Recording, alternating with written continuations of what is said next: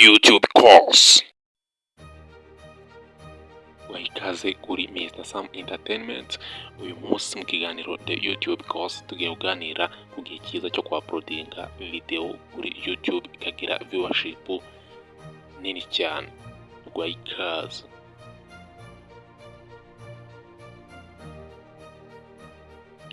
Nkuko mwagiye mukurikira ibiganiro byinshi cyane byitwa The YouTube course hano kuri Mr Sam Entertainment, iyi video nayo iragufasha gukomeza gusobanukirwa neza ibi ngibi bita The YouTube course.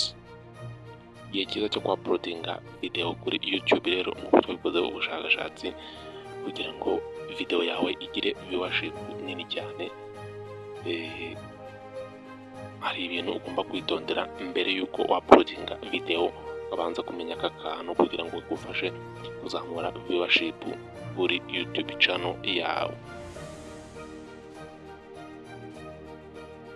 Nk'uko mubibona aha ngaha rero baratubwira ko igihe cyiza cyo gupostinga video kuri YouTube ari kuwa gatanu ndetse no kuwa gatandatu cyangwa ku munsi wa gatatu, ku munsi wo kuwa gatatu mu cyumweru.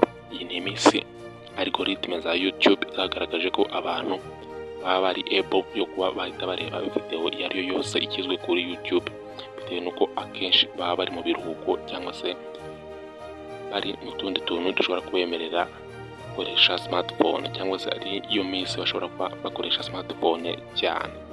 Ikindi video yawe ugomba kuyipostinga mbere ya saa 11. Yes, saa 11 kugeza saa 2 z'ijoro ni igihe cyiza cyo kuba wapostinga video ikabasha kuba yarebwa.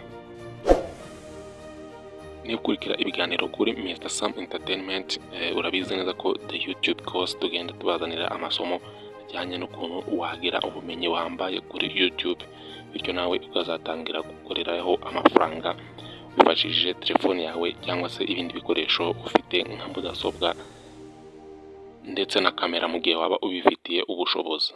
Ariko uyu munsi twabazaniye ikintu cyiza cyane abantu benshi bibaza. Nkuko mubizi abantu bibaza igihe cyiza cyo kuba bakira video kuri YouTube ikagera views nyinshi cyane.